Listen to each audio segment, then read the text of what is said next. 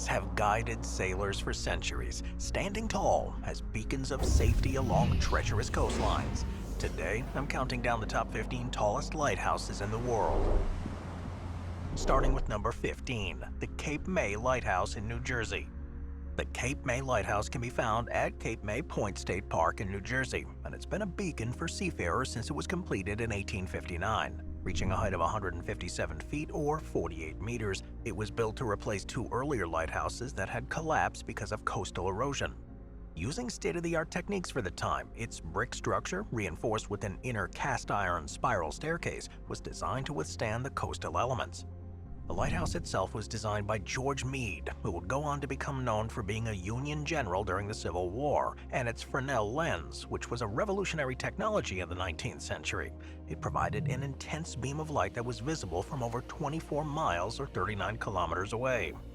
Cape May itself has been an important point for navigation for a very long time, as it's the point where the Atlantic Ocean and the Delaware Bay meet. The region's shifting sand and unpredictable weather have historically created challenges for sailors, and the lighthouse played a major role in reducing shipwrecks. During World War II, Cape May became a strategic military location, with the lighthouse also becoming a lookout post to monitor potential threats along the East Coast. The lighthouse has undergone a number of upgrades throughout its history, including electrification in 1938, which modernized its functionality and improved the efficiency of it. But by the mid-20th century, advancements in navigation technology had reduced the reliance on traditional lighthouses. And then it was automated in 1946. Today, it's no longer a working navigation laid, but it's been turned into a museum and a tourist attraction. Visitors can climb the 199 steps to the top of the tower, where they're treated with incredible views of the Atlantic Ocean, Delaware Bay, and the wetlands of Cape May Point State Park. Number 14. St. Augustine Light, Florida. The St. Augustine Light, which is on Anastasia Island in St. Augustine, Florida, reaches a height of 165 feet or 50 meters. It's a black and white spiral-striped lighthouse that has helped guide ships through the waters off the Florida coast since it opened in 1874. The origins of the light can be traced back to the early 18th century, when Spanish settlers built a wooden watchtower close to the current site to help with navigation near the entrance to the bay. Over time, this basic structure was replaced by a stone lighthouse in 1824, making it Florida's first official lighthouse. However, the continual erosion of the shoreline by the Atlantic eventually caused the original tower to collapse into the sea. The lighthouse you see today was built to replace the original structure and was designed to withstand the difficulties of the coastal environment. It's constructed from brick and reinforced with a cast-iron lantern room. This tower was state-of-the-art for the time. It included a first-order Fresnel lens, which projected a powerful beam that was visible from over 20 miles away, or about 35 kilometers, warning the ships of hidden sandbars and shifting currents. It became such an important beacon and vantage point that during the Civil War, Confederate forces temporarily extinguished the light to disrupt Union naval operations. And later during World War II, the lighthouse grounds were used as a lookout for German U-boats in the Atlantic. Then in 1955, the St. Augustine Light was automated. In the face of being closed for good, the Junior Service League of St. Augustine led efforts in the 1980s to restore and preserve it. Now, the light is a museum and a research center that's operated by the St. Augustine Lighthouse and Maritime Museum. There, you can climb the tower's 219 steps to enjoy amazing views of the Atlantic, the intracoastal waterway, and the historic city of St. Augustine. It's also become known as one of the most haunted lighthouses in the world, and it's regularly visited by ghost hunters wanting to make contact with the spirits of the keepers who once worked there. Number 13. Ponce de Leon Inlet Lighthouse in Florida. Alright, we're staying in Florida for the next one. The Ponce de Leon Inlet Lighthouse, which is near Daytona Beach in Florida, is 175 feet or 53 meters tall, making it the tallest lighthouse in Florida and one of the tallest brick lighthouses in the U.S. Completed in 1887, it stands at the Ponce de Leon Inlet, which is once known as Mosquito Inlet, and it's a vital entry point for ships as they cross the waters where the Halifax River meets the Atlantic. The original light, which was built in 1835, was destroyed by a combination of erosion and lack of maintenance during the Second Seminole War, but decades later it became clear that a navigational aid was needed for the increasing marine traffic here. Built with over 1.25 million bricks, the lighthouse's design is a conical brick tower with a double-walled structure that ensures that it's resilient against the harsh coastal elements. It was originally lit by a kerosene lamp and fitted with a first-order Fresnel lens, which allowed the light to be seen from up to 23 miles or about 37 kilometers away. This was a game-changing lens technology which was developed in the early 19th century, and it revolutionized lighthouse operation by concentrating light into a powerful, far-reaching beam. During World War II, the Ponce de Leon Inlet Lighthouse then became a part of the coastal defense system. The U.S. military used the light and its surrounding grounds as a lookout point to monitor for enemy submarines and ships along Florida's coast. Later on in the mid-20th century, it became less essential as a lighthouse and was automated in 1953, meaning there was no longer a need for a resident keeper. By the 1970s, the structure had fallen into disrepair, but the work of local preservationists, led by the Ponce de Leon Inlet Lighthouse Preservation Association, saved it, and it's now a historic landmark and a museum dedicated to preserving maritime history. Number 12. Longejap Lighthouse in the Netherlands. Longejap Lighthouse, which is a structure in Den Helder, which is the northernmost point of Holland in the Netherlands, which got a height of 208 feet or just over 63 meters. It's one of the tallest traditional lighthouses in the world and the tallest cast-iron lighthouse in Europe. Built in 1877, it's named after its height, with Longejap meaning tall jap in Dutch. The tower is made up of 17 cast-iron segments that were bolted together to form its cylindrical shape. Its red painted exterior looks great against the surrounding dunes and sea, and this has made it a much-loved feature of the skyline there. The tower's fitted with a Fresnel lens, and it allowed the beam of light to reach ships as far as 34 miles or 55 kilometers away, something that was crucial for navigating the waters of the North Sea, which are known for their shifting sandbanks and currents. Den Helder, which was historically an important naval base and port city, has relied on the lighthouse for over a century to guide vessels around it. Its location at the entrance of the Maarstep Strait, a key shipping route between the North Sea and the Wadden Sea, further cemented its importance. Now, originally it was lit by oil lamps. This light was electrified in 1924, further increasing the intensity and reliability of the light. Then, in 1988, the lighthouse was automated. Its importance as an aid, though, reduced in recent years, and it's instead turned into a popular tourist attraction. Visitors to the area can learn about its history through guided tours and exhibits at local museums, but for the moment it is closed to the public. This is because of the cast-iron structure, which has turned out to be less than reliable than brick-built ones, and with concerns about the structural stability of the segments, efforts are ongoing to assess and fix the issues, with the hope that it will be preserved for years to come. Number 11. Cape Hatteras Lighthouse, North Carolina.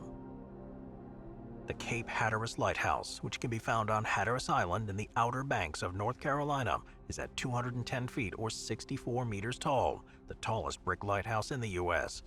With black and white spiral stripes, which are known as the barber pole design, it was built in 1870 to replace an earlier structure from 1803, which wasn't as effective at warning ships of the dangerous shoals that extend from Cape Hatteras.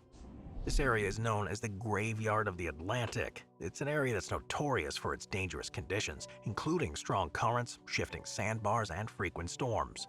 The waters have claimed hundreds, maybe even thousands of ships over the centuries, so it was important that a warning structure like this was built. Its Fresnel lens projected a beam of light that was visible for up to 20 miles or about 32 kilometers, which did significantly reduce shipwrecks in the area. But it was far more difficult to build this lighthouse than usual because of its location on a barrier island exposed to the weather and erosion. But it was done extremely well, which meant that the lighthouse stood firm for over a century, serving as a guiding light for countless ships. It was then automated in 1936, meaning there was no longer a need for a resident keeper to have a permanent presence in such a remote place. In 1999, a huge relocation effort known as the Move of the Century was undertaken to preserve the lighthouse. Engineers carefully transported the 4,800-ton structure 2,900 feet inland to a safer location, ensuring it would last for a longer time. While no longer used as a lighthouse, it is now a central attraction in the Cape Hatteras National Seashore, drawing visitors from around the world. Managed by the National Park Service, there's an educational and cultural program, including exhibits on lighthouse history, shipwrecks, and the ecology of the Outer Banks. Number 10. Mulantou Lighthouse in Hainan, China. The Mulantou Lighthouse, which is also known as the Hainan Head Light, is a 237-foot or 72-meter tall lighthouse that's on Hainan Island in China. Built in 1995, it's a relatively new one compared to the historic lighthouses around the world, and it's a sign of China's maritime development and modernization during the late 20th century. The lighthouse is made from reinforced concrete, which makes sure it's going to stay operational even with the region's often harsh marine environment, which includes typhoons, strong winds, and salty air. The cylindrical shape and white exterior with red markings make it easily identifiable during the day and at night, and it's equipped with a state-of-the-art technology, including a powerful light that has a range of over 29 miles or 46 kilometers. It operates using modern electrical systems and features a rotating beam that provides a clear and reliable signal to vessels in the waters near Hainan. It's also fitted with radar and other electronic navigational aids, meaning it's still useful in challenging weather conditions. The lighthouse is an interesting one in the context of China's efforts to strengthen its maritime infrastructure. As China has developed as a global economic power, its focus on securing and managing its maritime territories has included the construction and maintenance of modern lighthouses like this one. These structures not only improve their safety, but also assert sovereignty and help with the development of local economies. Number 9. Lesnoy Mole Rear Range Light, St. Petersburg, Russia. The Lesnoy Mole Rear Range Light, which is in St. Petersburg in Russia, reaches a height of 239 feet, or 73 meters, making it one of the tallest range lights in the world.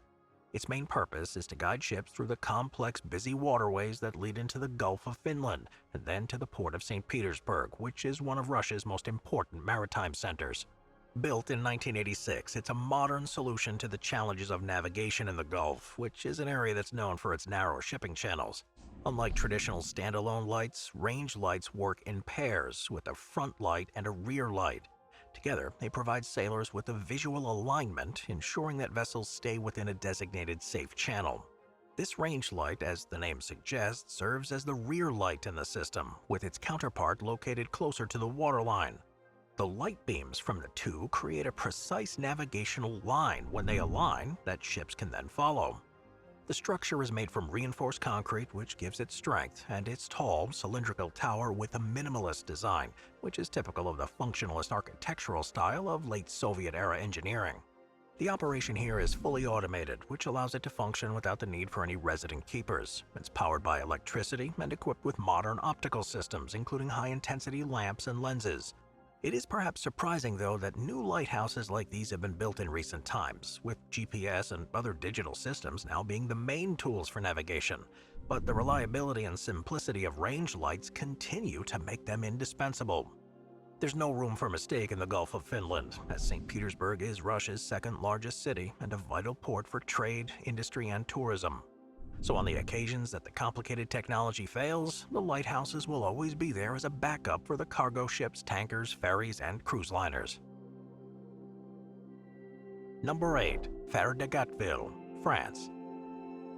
The Phare de Gatteville is in the small coastal commune of Gatteville-le-Phare in Normandy, and it's a fascinating example of 19th century lighthouse design and heritage. Standing at 247 feet or 75 meters, it's the second tallest lighthouse in France, and it's been guiding mariners in the waters of the English Channel since it was opened in 1835. The area surrounding the light is full of rocky shores and strong currents, which historically made it a dangerous stretch of coastline in France. Before construction of the light, it was a shipwreck hotspot, so something needed to be done. In 1775, the first light was built near the site to help with navigation, but it was soon realized that it wasn't effective enough as maritime traffic increased in the 19th century. Work on the current light began in 1829 under the direction of engineers Charles Félix Maurice and Louis Etienne Bouland. The lighthouse was built from over 11,000 granite blocks, and its cylindrical tower is supported by foundations that were designed to withstand the conditions in the channel. At the time, it was equipped with state-of-the-art technology, including a Fresnel lens, which is an optical system that was invented by French physicist Augustin-Jean Fresnel and allowed the lighthouse's light to reach distances up to 31 miles or 50 kilometers, providing a vital navigational aid for ships entering and exiting the busy channel. The light was originally fueled by oil lamps, which were then later replaced by electric ones in the 20th century. A great deal of thought went into the design, so much so that its interior has a spiral staircase of 365 steps, corresponding to the number of days in a year, and 52 windows, which symbolize the weeks in a year. Once it opened, it had immediately a big effect on maritime safety, becoming a reliable guide for fishing boats, cargo vessels, and military ships. During World War II, the light and its surroundings became really important as the Normandy coast became a focal point of Allied operations. Today, the lighthouse is no longer in operation, but it's been preserved as a historical monument and popular tourist attraction. Visitors can climb the staircase to the top, where they can see the views of the English Channel, the surrounding coastline, and the Normandy countryside. This climb also gives a chance for a closer look at the intricate stonework and engineering techniques that made this lighthouse one of the most impressive of its time. Moving on to number 7, the Lighthouse of Genoa in Italy. The Lighthouse of Genoa, known as La Lanterna, is a historic structure in Genoa, Italy. It stands at 249 feet or 76 meters tall, and it's the third oldest lighthouse in the world that's still in operation. Its origins trace back to 1128, when the structure was built to help guide ships safely into the port of Genoa. Over the centuries, the lighthouse underwent several reconstructions, with the current structure being completed in 1543, replacing earlier versions that had been damaged or destroyed. For 350 years, it was the tallest operational lighthouse in the world, which gave a huge pride to the residents here. Built mostly of stone, La Lanterna stands on a hill, adding to its height and visibility, making it a crucial navigational tool. Because of its position on this natural rock, it effectively had a height of 393 feet or 117 meters, so it could be argued that it is actually the tallest traditional lighthouse in the world if that's taken into account. The lighthouse did actually have a dual purpose, not just as a navigational aid but also as a defensive structure. During times of conflict, it served as a lookout point and a signal tower, which was used to warn the city of incoming threats. It's made up of 2 stacked towers that are connected by a staircase. Its stone construction was designed to withstand the harsh marine environment, and the saltwater corrosion and strong winds was also resisted, as well as any potential attacks. Today, the lantern emits a beam that's visible for up to 29 miles or about 46 kilometers, meaning it can be seen in plenty of time before approaching the city. Of course, most ships now rely on GPS and other aids, but the light is still relied upon with smaller vessels, and as a backup just in case the more advanced technology fails. Showing just how important it continues to be for navigation and to the city, it's maintained by the Italian Navy, and it also has the coat of arms of Genoa painted on the exterior. Number 6. Île Vierge Lighthouse, France. The Île Vierge Lighthouse is on a small islet in the department of Brittany in France. With a height of 271 feet or 82.5 meters, it's the tallest traditional light in France and in the whole of Europe. The name Île Vierge translates to mean Virgin Island, in reference to an abbey that had been built there around 1450, with a chapel that was dedicated to the Blessed Virgin Mary. The French state purchased the island in 1844, though, and the first lighthouse on the islet was completed in 1845, with a height of 98 feet or about 30 meters. But as maritime traffic increased and larger vessels began passing by, it became clear that a taller, more powerful one was needed. Work on the current lighthouse began in 1897 and was completed by 1902. It was built from granite sourced locally, and it was designed to be both visually striking and tough enough to withstand the harsh conditions. Its height and advanced optical technology made it a crucial navigational aid for ships entering the English Channel. The lighthouse's height meant that its light was visible from over 31 miles or 50 kilometers away. At the top of the tower, 4 first-order Fresnel lenses focused the light into a powerful beam, with the original light source being an oil lamp, which was then replaced by electric lamps in the 20th century. Inside the buildings, there's a spiral staircase of 397 steps, which wind their way up to the interior of the lantern room. And along the way, you can see the craftsmanship of the granite and glasswork, as well as the clever design that ensures the tower's stability. Although technological advancements in navigation like GPS have reduced the reliance on lighthouses, the Île Vierge Lighthouse remains operational and continues to play a role in maritime safety. It's a popular tourist destination, attracting people from all over the world who can visit between April and September, and who want the chance to climb its steps and see its amazing views of the Brittany coastline. Number 5. The Statue of Liberty in New York. It is one of the most recognizable landmarks and icons in the world as a symbol of freedom and democracy. But the Statue of Liberty was, for a time, used as a functioning lighthouse. Located on Liberty Island in New York Harbor, the copper statue was a gift from France to the United States, commemorating their friendship and celebrating the shared ideals between the two countries.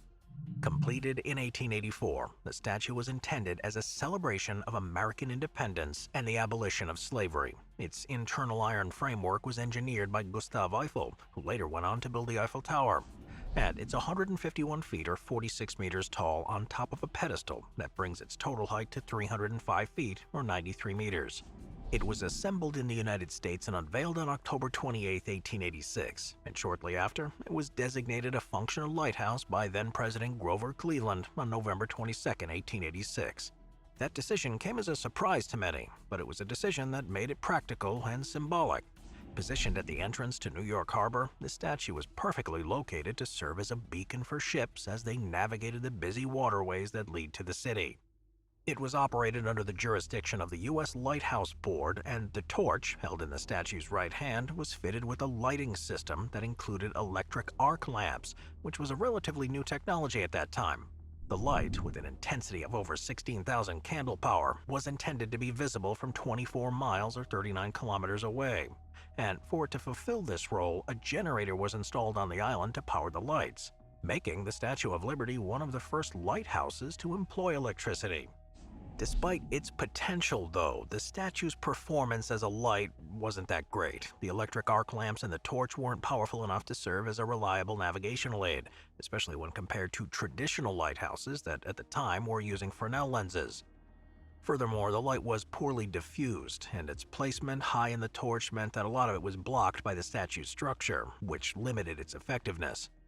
The generator also required constant supervision, and the Lighthouse Board faced financial constraints in ensuring its continued operation. Over time, though, it became clear that the statue's design was better suited to a symbolic purpose than a practical one. As a result, the Statue of Liberty's role as a lighthouse lasted for just 16 years. In 1902, the Lighthouse Board decommissioned it, and by this time, advances in lighthouse tech and the construction of better located navigational aids had meant that the statue's light had been rendered unnecessary. The structure was then transferred to the War Department in 1901 and later to the National Park Service in 1933. Today, the Statue of Liberty, of course, is no longer a functional lighthouse, but its torch is still a symbol of enlightenment and liberty. The original torch was replaced in 1986 with a replica during a major restoration project, and it now features 24-karat gold leaf that glistens brightly in the sunlight. Number 4. Palacio Barolo, Buenos Aires, Argentina.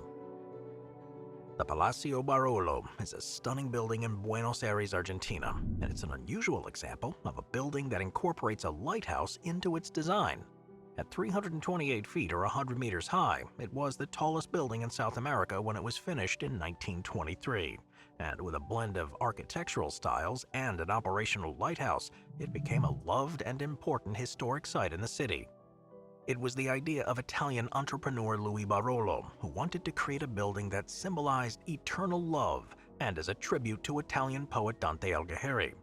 Barolo commissioned the Italian architect Mario Palanti to design a structure that was inspired by Dante's Divine Comedy, with the building's final form reflecting the journey through hell, purgatory, and paradise, with each section corresponding to one of those realms. The design of it is a unique fusion of neo-Gothic and Art Deco styles, with intricate detailing and motifs that reference the Divine Comedy. The building has 22 floors, which is the number of stanzas in each canto of Dante's epic poem, and the height of the tower, measured in meters, corresponds to the 100 cantos of the poem. The basement and ground floor are decorated to represent hell. The 1st to 14th are purgatory, and the 15th to 22nd are heaven. The lighthouse was designed to be powerful enough to reach Uruguay across the Rio de la Plata as a symbol of the connection between the two nations and serving as a guiding light for ships navigating the river. The lighthouse was made of a rotating beacon housed in a glass cupola. It was powered by electricity, and it was one of the most advanced lighting systems of its time, and when lit, it could be seen for up to 31 miles or 50 kilometers away. After more than a century, the lighthouse is no longer used for navigation, but it remains a vital part of the building's identity. The tower offers great views of Buenos Aires and has become a popular attraction for visitors, really at night when the light is turned on for ceremonial purposes. Today, it's a protected historical monument and a popular tourist destination where you can take guided tours that explore its architectural features, the symbolic references to Dante's Divine Comedy, and the history of its construction. It still, too, offers commercial space and is currently home to several travel agencies, clothing stores, and offices for architects, lawyers, and accountancy firms. Number 3. The Yokohama Marine Tower in Japan. The Yokohama Marine Tower, which is in Yokohama in Japan, stands at a height of 348 feet or 106 meters, making it one of the tallest inland lighthouses in the world. It was built in 1961 to commemorate the 100th anniversary of the opening of Yokohama Port, and it served as a beacon for ships as they navigated the busy waters of Tokyo Bay. Yokohama Port, which opened in 1859, was one of the first Japanese ports to be involved in international trade after centuries of isolation. By the mid-20th century, the port had grown into one of the busiest in Asia, meaning a modern light was needed to improve maritime safety. Now, unlike traditional coastal lighthouses, this one was designed as a multifunctional structure that combined its role as a navigation aid with public accessibility. Located inland rather than on the waterfront, it served as a marker for ships entering Tokyo Bay, using its elevated position to project light further than a conventional seaside light would. Its slender, lattice steel framework is lightweight and resilient, and was designed to withstand the seismic activity common in Japan, and the structure is painted white and red, which ensures high visibility during daylight. The tower had a powerful light at the top, had a range of 27 miles or about 44 kilometers, making it important for ships entering and leaving Tokyo Bay. The beam flashed every 20 seconds, alternating between red and green, which is a pattern that mariners could identify even in tricky weather. The tower also featured a viewing platform at 328 feet or 100 meters above the ground, providing incredible views of Yokohama, Tokyo Bay, and on clear days, even Mount Fuji. From 1961 to 2008, the tower operated as a light, but in 2008 the tower's lighthouse function was officially decommissioned due to advancements in navigation tech such as GPS. After being decommissioned, the Marine Tower underwent renovations and reopened in 2009 as a multi-purpose facility. It now houses observation decks, restaurants, and event spaces, blending its historical importance with modern attractions. The tower's light has been preserved too, as a decorative feature, illuminating the Yokohama skyline at night and continuing to remind of its past role as a beacon. Number 2. Perry Memorial Monument in Ohio. The Perry's Victory and International Peace Memorial, commonly known as the Perry Memorial, is a monument that can be found on South Bass Island in Ohio. Standing at a height of 352 feet or 107 meters, it's a neoclassical Doric column that's one of the tallest monuments in the U.S. It was built as a tribute to Commodore Oliver Hazard Perry and the pivotal Battle of Lake Erie during the War of 1812, as well as a lasting symbol of peace between the United States, Canada, and Great Britain. The Battle of Lake Erie was fought on September 10, 1813, and commanded by Commodore Perry, the U.S. Navy secured a decisive victory over the British fleet. This win gave complete control of Lake Erie to American interests and also paved the way for the recapture of Detroit and strengthened overall American claims in the region. Perry's message, "We have met the enemy, and they are ours," has become synonymous with the resolve and determination that was displayed during the battle. The memorial was part of a larger effort to honor the centennial of the War of 1812, and after work began on it in 1912, it was completed by 1915. It was designed by architect Joseph H. Freelander and landscape architect Alfred Geffert. The monument has classical influences, particularly the design of ancient Greek Doric columns. The monument's main shaft is made of pink Milford granite, which gives it a dignified appearance, and at its base there's a large plaza with inscriptions commemorating the Battle of Lake Erie. At the top of the column is an open-air observation deck, which can be reached by an elevator, and from this point on you can see amazing views of Lake Erie, the surrounding islands, and on clear days, the shores of Ohio, Michigan, and Ontario. Today, the Perry Memorial is managed by the National Park Service, and it's the centerpiece of Perry's Victory and International Peace Memorial National Park. It attracts hundreds of thousands of visitors each year, making it a major tourist destination in the region, with it being particularly popular for history enthusiasts, school groups, and families. Rangers lead guided tours sharing insights about the monument's construction, the lives of the officers interred there, and the broader significance of the War of 1812, and the maritime history of the region and its brief time as a lighthouse. Number 1. Jeddah Light, Saudi Arabia. The Jeddah Light, which is in Jeddah, Saudi Arabia, stands at a height of 436 feet or 133 meters, which means that it's, by quite some distance, the tallest lighthouse in the world. Found at the entrance to the Jeddah Islamic port on the Red Sea, this lighthouse is a functional maritime aid, but was also designed to be a symbol of Jeddah's economic strength. Jeddah has long been an important port city for Saudi Arabia, and it's a major hub for trade and pilgrimage. Its location on the eastern shore of the Red Sea made it an important stop for ships that are traveling between Europe, Africa, and Asia. It also serves as the main port for pilgrims traveling to Mecca, Islam's holiest city, during the annual Hajj pilgrimage. The quick economic growth of Saudi Arabia in the second half of the 20th century led to huge development in Jeddah, including the expansion of its port. The Jeddah Light was built as part of those modernization efforts in order to improve maritime safety. The structure was completed in 1990, and it's definitely one of the more unconventional lighthouse designs you'll see. Unlike traditional ones, which often feature cylindrical or conical towers, Jeddah Light has a modern, functional shape that looks like a tall, rectangular structure with a sphere towards the top. Its base is broad and houses various facilities, while the tower narrows slightly as it rises, before widening again.